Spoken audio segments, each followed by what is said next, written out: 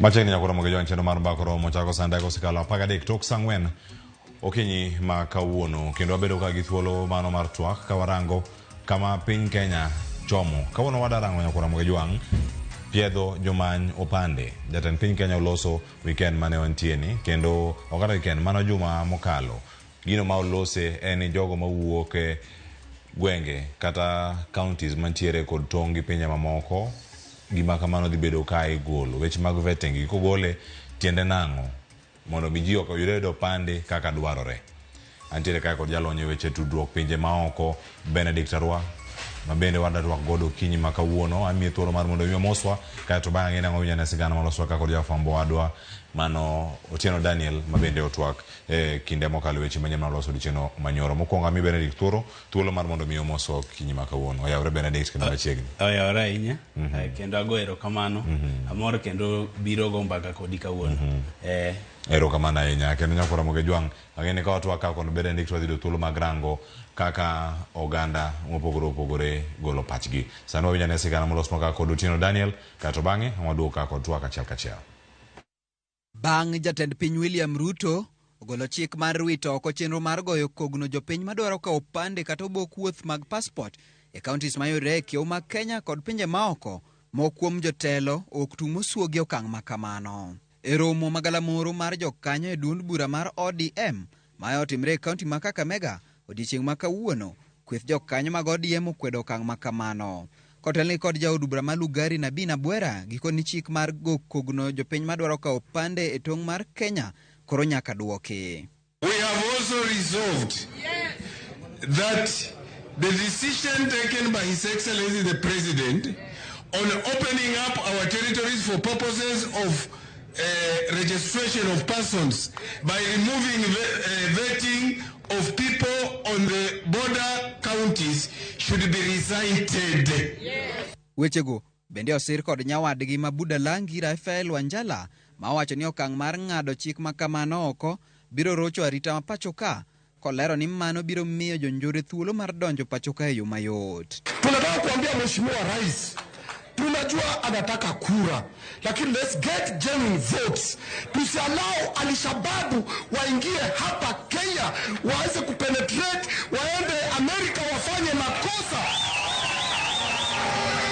Alafu watasema wakipata hiyo kitambulisho Al-Shabaab ni ya Kenya, so Kenyans will be Al-Shabaab all over. You will be blacklisted, you will not go anywhere. It's something that you must stand up, whether you are in broad-based or you are not, and say no. Watu kuchukua kitambulisho yetu vile wanataka.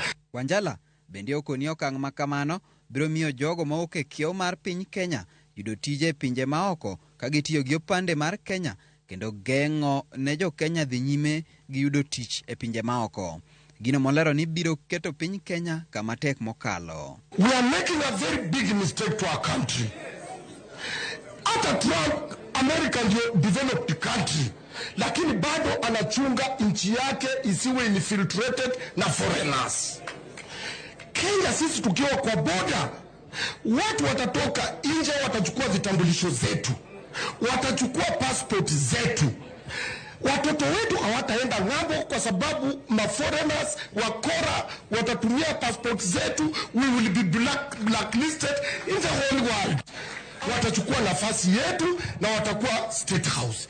Hao watu watakuwa jeshi. Ni nini itawazuia kuharibu nchi yetu? Kakore ogai mar duond bura mar Wiper Kalonzo Musyoka ma otimo limbe e kaunti ma Kilifi to koni jatend piny William Ruto tiyo go okang' makamano nikech ochano kwalo mbulu e yiero mag 2027. Wanafikiria wanaweza kuandikisha kura hapa na pale kuwapatia watu ID. I want to assure you, hata wakipatia watu IDs hao ambao wamepatiwa ndio watawafukuza kwanza. Otieno Daniel Ouma, Ramogi TV. Rokamana inya Otieno Daniel Ouma kuom report makamano kaka kod Benedict Arwa madano miya paro kutenre kod ng'eto makamano mane jatend piny Kenya bende ochiwo lendo no joma mokalo kama entiere nyaka sani kitamo range achiel kachiel omi paro machal nade tudruok mag piny Kenya kod pinje maoko koyabe thuolo vetting ni kogol mondi tiende namo. Mokwongo gima onego bed ni wang'iyo mokwongo, gima onego bed ni the president ng'iyo en ni ang'o momiyo vetting ni nitimo. Mano penjo monego bed ni wapenjre mokwongo. Vetting ni nitimo ok ni niwach ok wahero jo Kenya moko modak Northeastern. Vetting ni nitimo niwach security marwa. Security marwa mane nitie mwana wang'iyo kowuok e pinje ma Somalia kanyo ma is very dangerous. Mane gimomiyo watimo vetting. Koro ok nwatim vetting ni ok wadwaro ni jowa ma jo Kenya ma Somali kik yud gine kitambulisho.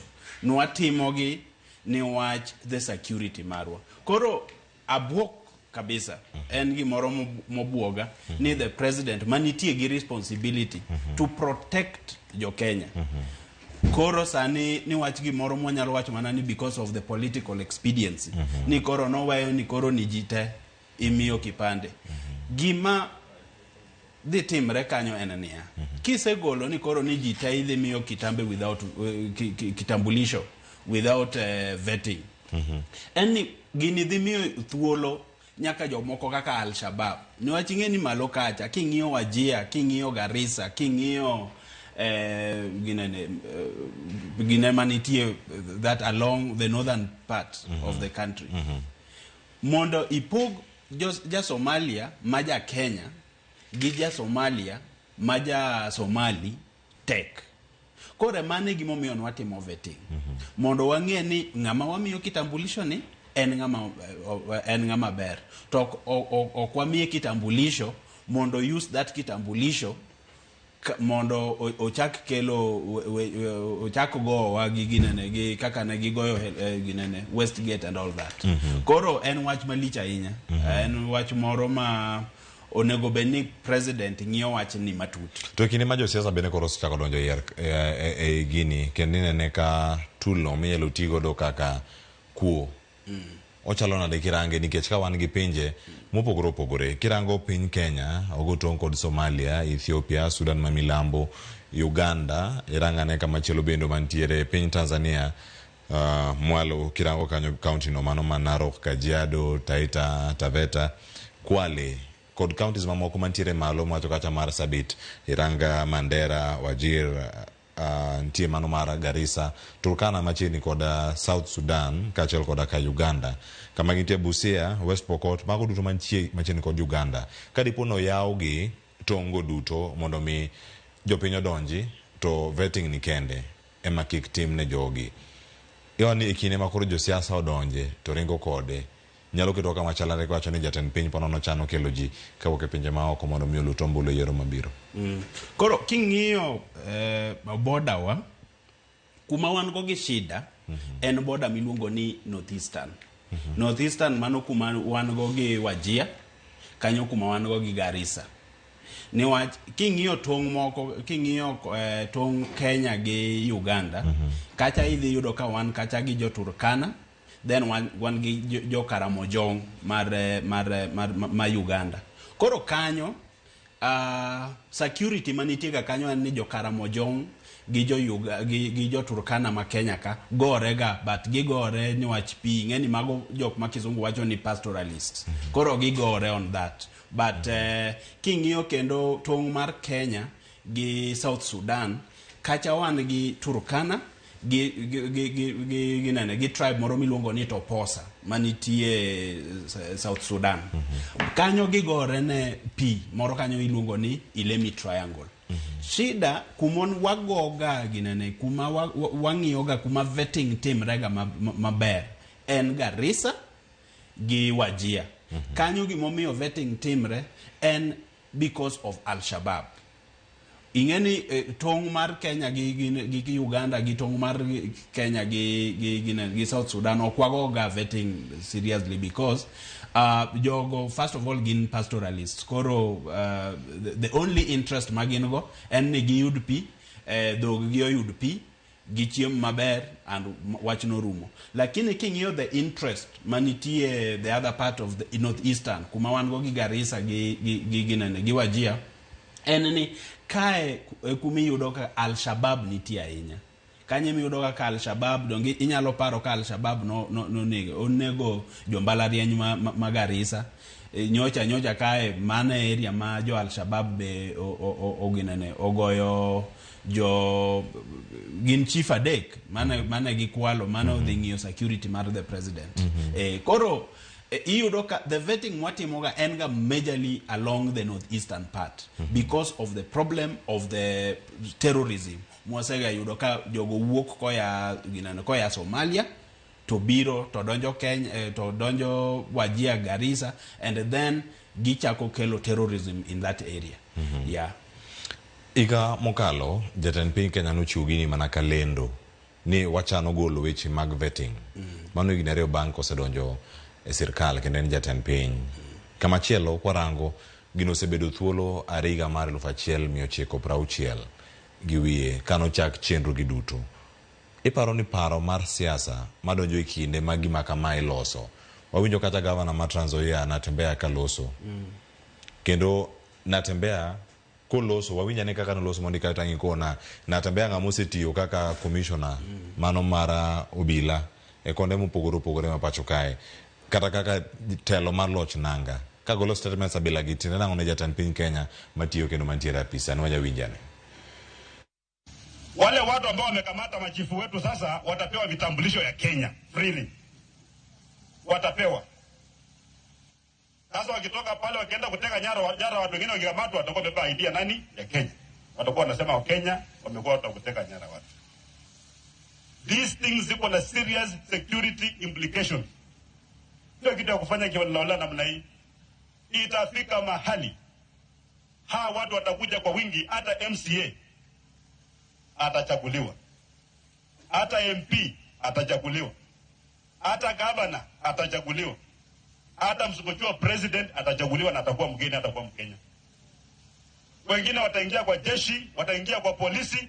Itafika mahali escort commander wa president mwenyewe atakuwa mgeni, hatakuwa Mkenya. Saa hizi mataifa inaangalia mipaka. Ukienda Amerika, taifa kubwa inazuia watu kuingia kwenye taifa lake, wanazuia. Itakuwaje a small undeveloped primitive country inafungura mpaka namna hii ili watu wakuje bila wanataka? Tutakuwa na nchi wapi? Benedict Arwa. Wacho ni kata telo mano mar escort mar police motelo ne jatend piny nyabedo bochopo kinde ma gen nyaka joma ai pinje maoko mobiro mano yudo ID Kenya karka ng'ato ukinyolero ni ponono ni kata jatend piny kinde moro bochopo ni gin jogo ema bedo notelo ne piny Kenya kinde ma ineno ka ng'ato kana Natembeya loso lemo mosemako kapok obedo gavana jomoko nyalo wacho no gi wang' mar siasa koso wang' mar arita de wache yo machal nade bang' winje kako wacho no piny Kenya kama wantiere pinje mamoko temo geng'o kuonde magiaye mana kaki wacho no Natembeya ka wuoyo to nego beni wawinjo, especially ka Natembeya wuoyo wach security mag Kenya ka onego beni wawinjo kabisa ne wach en to wuoyo from the experience point of view. Natembeya osebet commissioner donge 90 northeastern kuma bandits nitie cha koro ong'eyo implications mag security maber kendo ong'eyo kaka joge timre. Koro kiwinjo gimo wacho no Al-Shabaab their main aim en ni mondo gi attack the country, gidwaro ni mondo gi go Kenya wa security. Koro mathuolo maneno ka Ruto miyo gi hand over that opportunity to them ni un koro opportunity donjuru niwach Al-Shabaab osegabet ka donjo through the border to gidonjo to gikelo ginene Westgate Mall gi attack ginene Dusit 2 Mall, but sani aneno ka the president omiyo gi thuolo mana kaka ng'anene owacho Natembeya owacho osemiyo gi thuolo ma gidhi kao ID ni to ka gisekao ID the first thing gibiro bet ni gidwaro en ni mondo gidonje police. The first thing gibiro bet ni gidwaro ni mondo gidonj kambi. To ka gisedonjo kacha koro ing'eni kambi kata king'iyo police Polise gitiyo gi ginene luongo na over waluonga ga ni over no control everything magi moro matimre in all part of the country. The police manitie kata Nairobi ong'eyo gima timre kata gimoro manitie wawach ni dala kata Kisumu. Koro Al-Shabaab dhi bet gi intelligence gidhi bet ni gintie ei ginene ei security system wa to mana kaka ng'aneno wacho Natembea gibro dhi magidonj kacha kapok wang'e gima timre to gine makoro ero gine bodyguard mar president. To mano means a lot of things because nwaneno ka President Kennedy mar the United States of America donge nwaneno ka the bodyguard never no shoot the bodyman of the president never no shoot. Koro we will be in a situation ma even the president himself is not safe. What the near situation ma apart from the issue ma Al-Shabaab wacho ni gidhi kaw kitambulisho to gidhi attack ji piny maoko. Angomo miyo wang'iyo security mar the other people in other parts of the country to ok wang'iyo ritawa niwach kitambulisho na yani gisedonje police koro ginyalo dhi Kisumu. Nyasaye osekonyowa wan Kisumu kuja police manego waga Al-Shabaab pok ochopo. Donge 2023 wan police manonego wa Al-Shabaab pok ochopowa. Lakini wadhi a situation ma they will have an entry point. Makoro ka gidwa attack Migori gidonjo Migori kacha niwach gin kitambulisho gine police. Koro en gimoro malicha ahinya. Koro ng'anane kawuoyo Natembea kawuoyo to nego bedni kikwa wach ni let us not politicize everything. Ingeni jo Kenya dwa wacho ni Natembea wuoyo ni wachen any opposition kata en governor koro wuoyo from the political point of view. Lakini kako wuoyo gik Natembea wacho gin gik monego bedni waginene watilie manani. Kendo the advisors mag president, the advisors of the president onego bedni nyise ni okay ginene kitambulisho tidhi miyoji idwaro ni jogogo ni kura because mano te gima nitie. That announcement nitie gi political stand. Gidwaro ni mondo koro ji odonji owuog pinje maoko to biogo ne kura niwacho neno ka Nyanza oken go maber ginene Central Chabenose wite odongi only one part of the country. Koro kose dongo ong'iyo ni kanye kendo madwaro go block kara we wagol ji koya oko. Emomi ineno ka kendo nagidhi nyaka court magiwacho ni ginene census ok nokwan maber. Niwach gidwaro ni mondo gi-inflate the number of the people. Mondo koro ji wuoga oko kacha to biogo kura. Nikech mano be nitie mana alwora mar Northeastern kanyo. Mano be nitie alwora mar Northeastern kanyo. Niwach koro gidhi to gigolo ji Northeastern kucha to biro to gone gi kura. Sawa, mano is political things. But ang'o miyo you are taking your personal ambition above the security of your people. Koro ineno ka mano gima lich ahinya. Onego bedni if there is something more serious monego bedni jo Kenya stand nagi demonstrate ewi 2020 longo nango finance bill. This needs to be rejected by Kenyans because it is going to attack their own security. Ero kamano ng'ato penjore kar kae pogruok ni ing'e kama chal nade nitie Somali mantiere pachoka gin mana dhoudi mamoko kaka Joluo, Jo-Kalenjin, Jo-Kisii kama gipogore Jo-Kikuyu nitie machielo miluongo ni Jo-Somali mantiere Kenya ka. To nitie jok ma iluongo ni Jo-Somali to giwuok e piny ma Somalia gibiro pachoka.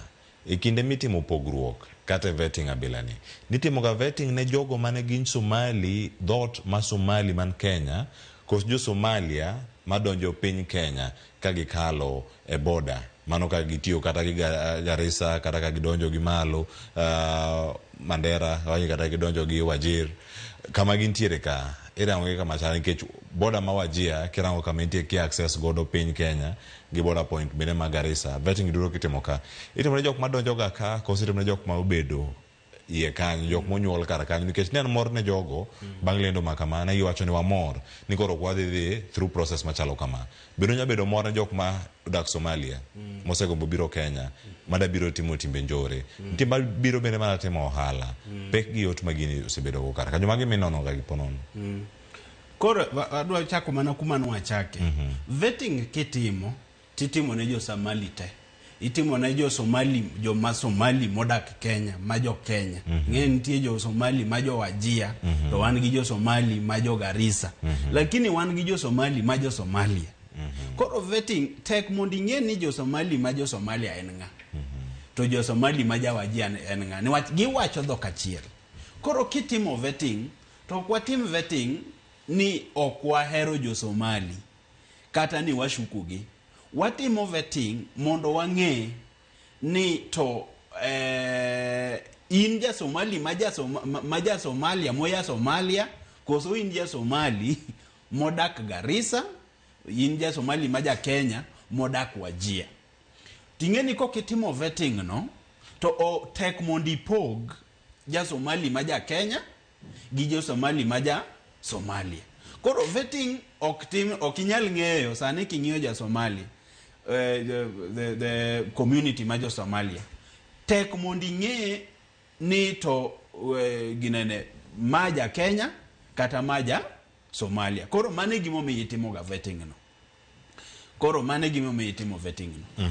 E kinde ma vetting ni dhi nyime, nikech nitie oganda mantiere pinje mamoko kata bero weche mag tudruok gi, onego bed ni rango gi nadi, nikech ka wantiere gi pinje mag libamba, piny Kenya poni okang' mokawa bila ni, nikech wawinjo mana ka oganda moko loso, maybe nyalo konwa sani gi jawinjo bende mantiere kar kama nenowa kwa wacho ni picha ma piny Kenya libedo godo libedo marach. Wawinjo mana kuom jo siasa, tut mar wachni en mane, kiwacho ni ban ni wanyalo yude kuom pinje mage, kuom ranyisi jomagi magino osetimorenegi monyalo bedo gi thuolo mar wacho ni piny makamae osebedo ka golo jonjore makamagi, osemiyo piny oyudo kum, to results mag kum gi gin mage manyalo miyo piny kaka Kenya ka dipono dhie kama jo siasa wacho no chomono bang' yawo weche gi mag nono kata timo pedha ni jok mamanyo opande nyalo chopogie. Koro nitie piny Afrika kae, nitie piny miluongo ni Libya. Libya no bedo sanctioned niwach terrorism.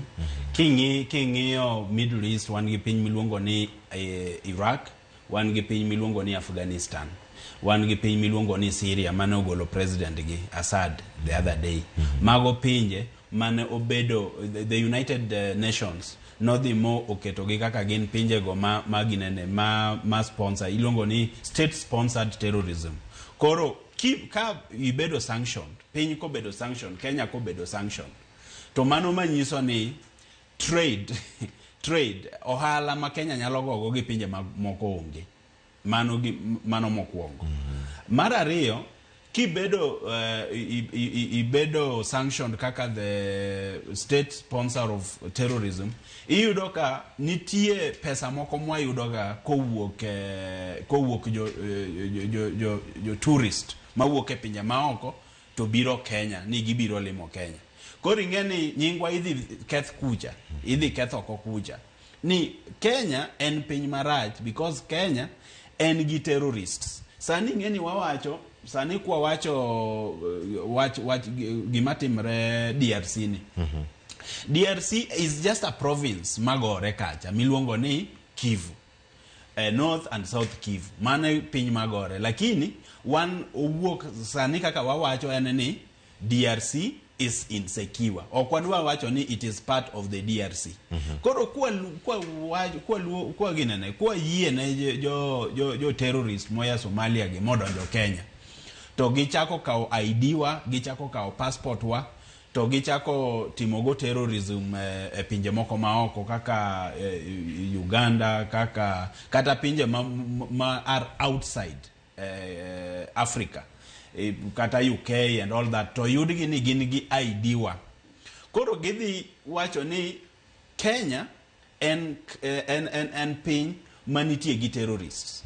Koro mano dhi njao nyingwa oko kacha. Wadhi bedo kagima is either we are a failed state kata piny moro maonge gi ginene, maonge garita maber.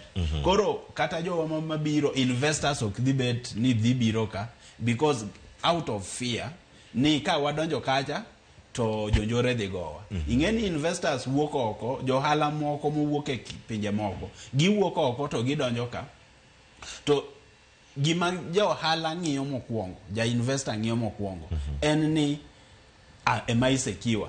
kakao pesa na maketo Kenya to pesa ni be odhi nyak badhi yudo profit niwach jo ohala te ng'iyo mana profit to koro ka ja ohala dhi wuok ni dhi US to gibiro Kenya penjo no gipenjre to giyudo ni Kenya en piny manitie gi terrorist mang'eny ing'eni ok gidhi biro koro somehow wadhi bedo excluded to sani kaka iyudo ka waonge pesa malich ma ji mang'eny over 3 million Kenyans monego bedo employed ni nigi tich onge tich koro we are looking upon the investors moa e piny maoko mondo bi oket biashara gi ka to ing'eni ka giketo biashara gi e Kenya ka to koro ji bedo employed to koro ka giwacho ni ok wadhi e Kenya niwach jo Kenya nitie gi shida gi terrorism idhi bet nade kamano kobedo e moro matek kama chielo inyarangeyo mane kiwacho ni onya bedo okang kata step mano mara inclusivity kata yuayo jogo mosebedo oko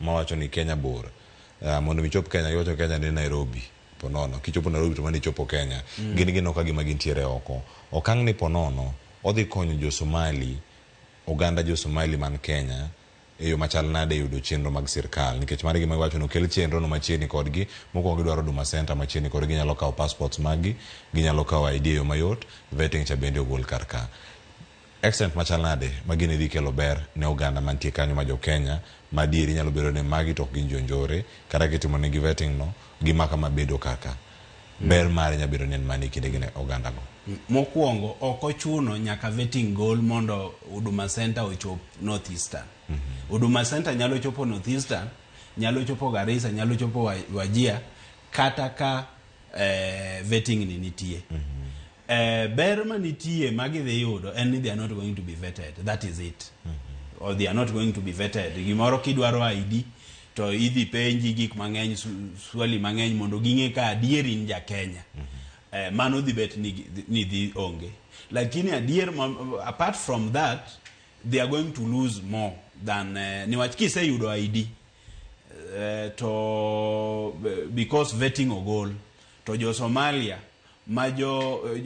jo Somalia Somali group majo Somalia boyudo thuolo no modonjo Kenya to gichako timo njore donge idhi wacho ni jo Somalia te gin jo terrorist koro ibro yudo ka jo Kenya bikoro nwach koro the government sirikal ok no dhi mokonyowa mo vet ni mae ja Somalia ma ja Kenya ober mae ja Somalia ma jo Somali orach koro jogi ochako timo njore ka dibet ne ja Kenya dibet tich matek ne ja Kenya mondo pogi ni maja Somalia maber kata majo Somalia marach koro idhi yudo ka jo Kenya kaka wan gini wabro chako discriminate gi because you do not know ni maja Al-Shabaab kata ma en ja Kenya maber e kinde motelo ne scrapping one ko wol ma chik mosebedo kuom thuolo ma higni 60 gi wiye wano ka koro okodhi bedo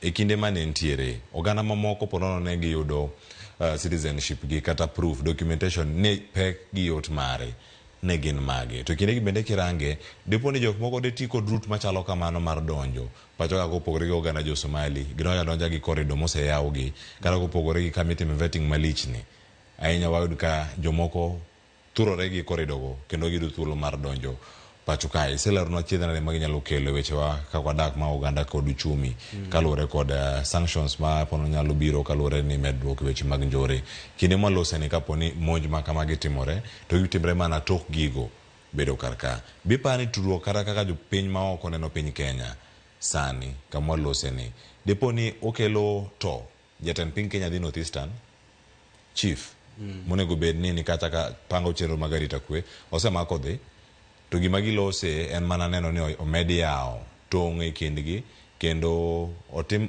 vetting cha ogolo oko ngata nyalo thuolo mar donjo kar kae okang' ni keto piny Kenya picha mane kirange gi pinje mantiere East Africa ka mantiere Africa mangima gi jogo manoko koro gini dhi kelo a situation ma pogo Kenya gi Somalia tek adwa mi a good example and one last month emane ulando kai nitie jo Ethiopia the Oromo mowuok Ethiopia mane dhi to donje border to donjo Kenya na gibiro manyo tich. Koro joromo go ka nosedhi moginene osedhi manyo tich Kenya, to iyudo ka koro komigi ID wawach ni wach vetting ni owuok niwach oromo betek mondo ipog kata gi jo Somalia moko because they share the same kata hairstyle chal. Koro ka giseya Kenya niwach ing'eni jo Somalia neno Kenya ka pinyno modongre. Koro jo Somalia mang'eny iyudo ka wuok Somalia to biro manyo tich Kenya, kata giwuok Somalia to gibiro yawo biashara Kenya. Ing'eni ka gibiro yawo biashara Kenya, mano it is good to the consumer niwach wadhi yudo gigi ginene wadhi yudo lewni kata gik moko ma giusogo bei mani piny. Lakini odhi miyo jo biashara magoyo biashara e Kenya ka iyudo ka gimiyo a lot of competition ma ng'ato ka nonego bed ni make a profit moro maber to profit no onge. King'iyo mane jo Somali mane Isili na nitie demonstration mane ng'ato ginene ne nitie miyo gi nyathine manonegi kane joka ne demonstrate na kane gi ng'anyo en flag mane bandera mane giketo malo na en bandera mar Somalia. Bandera mane giketo malo na en Somalia. Koro mano is itself a warning ni ka koro sani ema pod vetting ni timre to ja Somalia ya Somali to biro makau bandera ne maket malo, raise their flag in the Kenyan soil. Koro kigolo vetting ni makoro ikia ni jo Somalia mage maninene ni jo Somali mage jo mage madonjo kae di bet nade. Koro idhi bet a situation ma e piny kucha oko kucha wakia jibro bet ni kia ni ja Kenya mane ja Somalia mane ma jo Somali makelo shida kata ja Somali mane ma ja Kenya maber. To king'iyo gigi te kata king'iyo kata terrorism tema osega bet ni timre Kenya kae, most of them iyudo ka okay nitie jo Kenya moko matin matimo mosedhi mobedo recruited, but nitie jok makelo terrorism gin jo moko moya oko ema iyudo ka biro kae. Koro gidhi beta mar jok ma gidhi timra tema makae monywandra nywanda makoro jikia ni it is a Kenyan kata it is a Somali matimo weche maricho.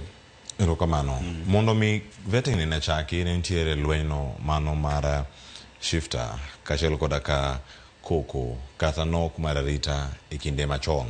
Deponi arita no emok ne ka gimoro chore momiyo jatend piny golo vetting mosebedo ni koso cases ma josebedo ka ywakne ni otuonwa ID nikech vetting ipenjo moko ma nyabedo maga kweda.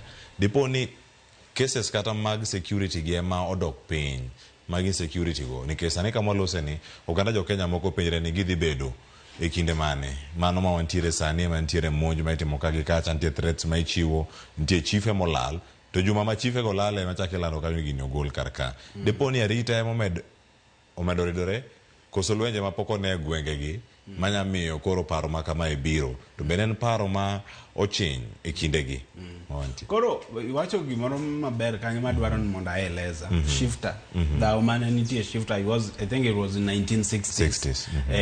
Koro daw no na ni jo Somalia ma jo Somali they wanted to claim northeastern part. Mano was their territory. Koro daw no notimre ni ne jo Somali ma jo Somalia ne dwaro ni mondo northeastern Wajir, Garissa obed part of Somalia. Mane diere mane Somalia riwre gi piny moro sani miluongo ni Somaliland. They wanted a Somali country. Somalia iwacho ni a greater Somali country. Koro kane vetting ni bedo introduced, no bedo introduced mondo wange kikwami ja Somalia moro ma wacho ni this is their territory. Ni wach kwa semiye to onyalo chako gowa from within. Iwinjo. Koro kwa se yene ja Somalia moro moya Somali mondo donjo Kenya to giwacho ni northeastern sea Kenya. Koro ginyalo donjo kama gichako go from within. Koro that is the reason why the vetting was introduced to ensure ni wang'eyo jo Somalia ma genuine madwaro mondo bede Kenya, then wan gi jo Somalia moko ma jo Somalia maru wacho ni gin jo Somalia lakini Wajir gi Garissa are their territory. Mano en dhao mane wadhi mano rumo. Of course we won that battle. But koro sani kata ka shifter no rumo king'iyo 2000 kae soldiers wa no chako disappear along that border. Iyudo ka jolwenjwa mane wakidhi mwaketo mane wa parade within the border mar Kenya gi Somalia no chako disappear. Then I think it was the year 2012 mane wa invade Somalia in the under the banner mane lungo nango ondoa operation Linda Inchi. Nwadonjo kanyo gi operation Linda Inchi mondo wa attack Somalia from they are not attacking Somalia but attacking the Al-Shabaab from within. Koro nwadonjo kanyo because they were killing our own soldiers. At that time insecurity neso chakubeto malo because they were attacking these soldiers. Magi jok misego urigo at one point nuse gorugo magiye ni okay Wajir gi Garissa wawenu. But koro gichako goyo your soldiers, gichako disappear, they started to make your soldiers to disappear. Mano nyisiango there is insecurity. Wadonjo Somalia, then later on operation Linda Inchi wadonjo Gwanda Amisom sani luonge ni Atlas because the mandate manomi wakuja no serumo. But kan wadonjo Somalia jo Somali the Al-Shabaab ochako attackwa.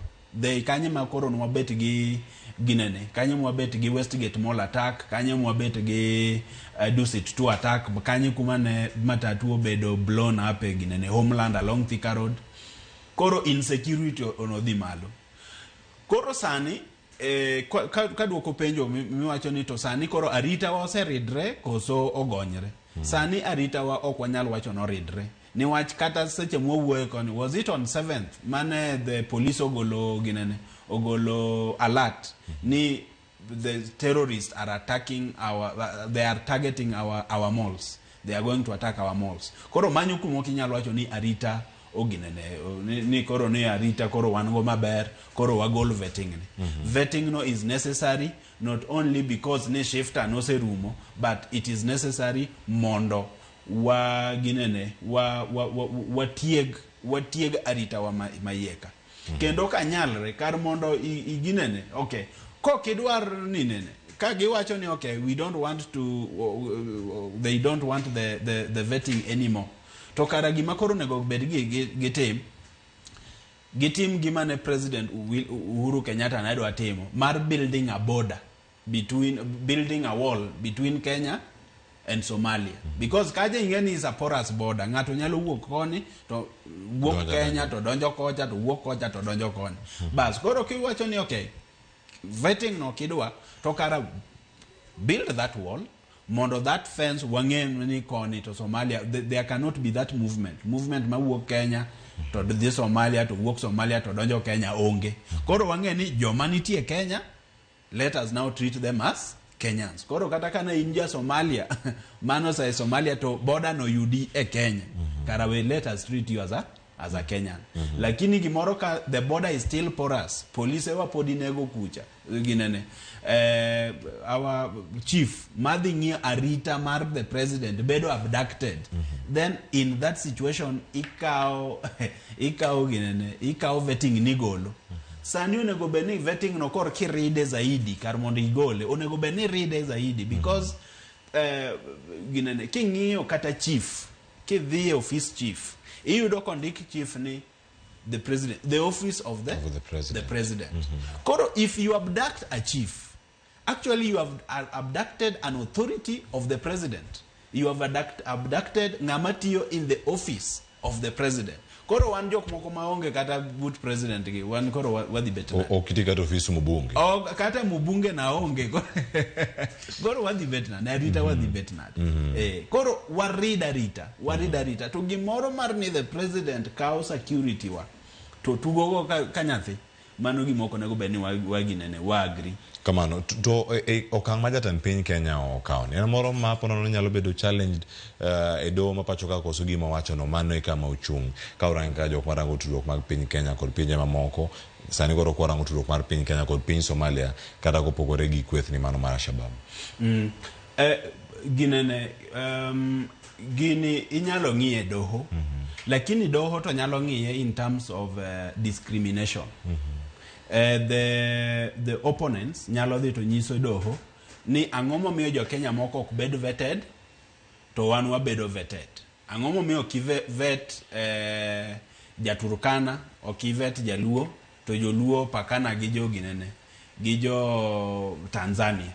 Ang'o momiyo ok vet Joluya to Joluya jo Busia to Busia opakana gi ja Uganda. Ang'o momiyo mana wan koro doho to nyalo miyo gino legally. Vetting ni is discrimination ni gima itimo on this part ok itimo on the other part.